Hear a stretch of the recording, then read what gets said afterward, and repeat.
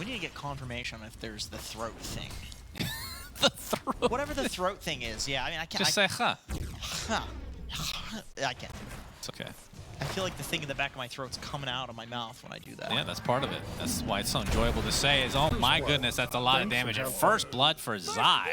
So Hakoda just kind of caught out.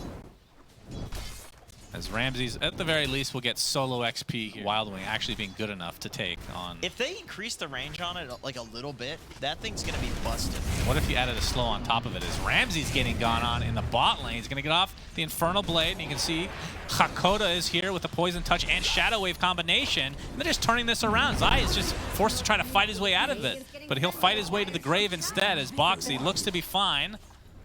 Getting that health salve off. Hakoda continuing, but not going to find the cancel. Ramses turned around there at the exact second that Matu's dead. My goodness. Outsiders having themselves a great laning stage. A good rotation here from GPK. I gotta keep shout out Ramses. That was cool. Oh, is he Bristol these days? I've seen like Skeeter do it where he goes for Really? Yeah.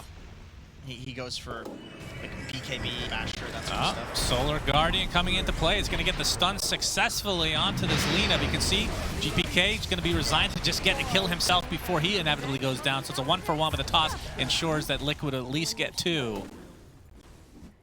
So the Grave keeping GPK alive just a little bit longer so he can get some valuable XP on the Dawnbreaker kill. Is Mickey, he's going to see DM.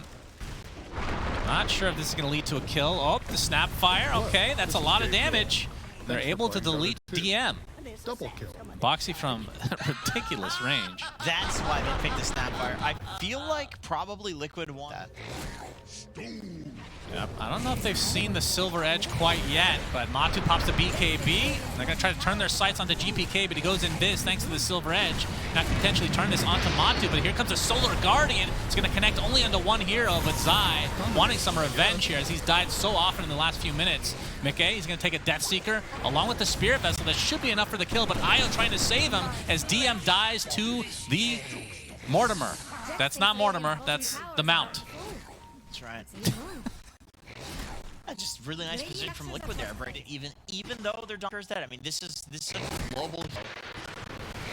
Sure, Out's gonna smoke and get a good jump.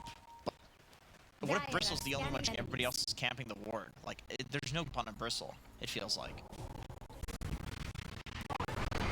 Again, but they're gonna find the initiation of the GPKB, but die shortly. Ouch, yikes! And Liquid loses the Snapfire. No, Boxy stays alive. That was Juan.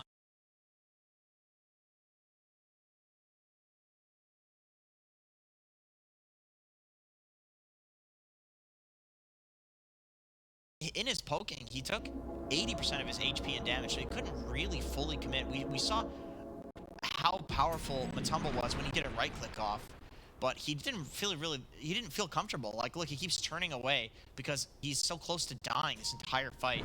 Playing against Elite Break. Almost had a couple of times, the little baby tease definitely helped out. Yep. And Matu, you can see he's going to two-shot heroes here. There we go. Yep, very nice. Like but then gets saved as well from Insania. This last right click. Oh, it's a killer. That is an absolute killer. And GPK, he is pretty damn farmed now. Yep. Who ended up getting the shard? Because it also gives you the scans. Okay, well, who cares? Scans are 50% off, yeah, bro. Nobody cares about that. That's good stuff. Who cares about that? Yeah, something a lot of people forget. Who cares about the attack range either? Boxy, we see the ult coming in from Zai. Not going to connect on anybody this time. He's going to use his blink with the Starbreaker shard. Looks like they're going to attempt to get this kill on to Hakoda, but he's going to grave himself. More damage coming out from Matu. Pops the BKB. Zai attempting to limp out, but Insania gets the heal off. Very nicely done. But Ramses is there with the extra damage and the Shivas to boot. Buybacks galore from each side.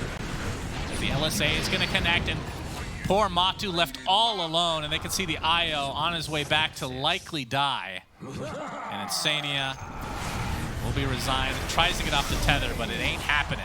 So another kill and another fight goes to Outsiders, who have a 10K net worth lead, and they can start hitting these buildings. There are 2 buybacks for Liquid, but Matu's not one. Oh, boy. Yep. And he's got 3K to boot as well. Looks like he's going for the assault.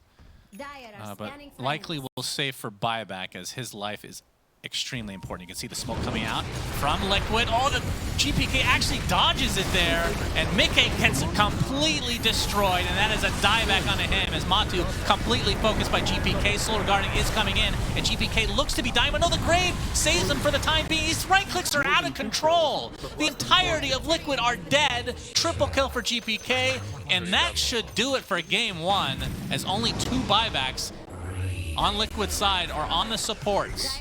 GPK, what an absolute performance on this Lina. Yeah. See the buyback coming in. Yamich trying to get off the bad manners high five. LSA is going to connect as the buildings are just going to be focused now. The tier 4s are down and GG is called. So very well played by Outsiders, who, like I said, were seemingly down and out in this game number 1, but GPK had other plans. Yeah, this is why this man is rank 1. Like, that was just insane. The reaction time on that last gank, dodging out Boxies, like, that's probably the closest.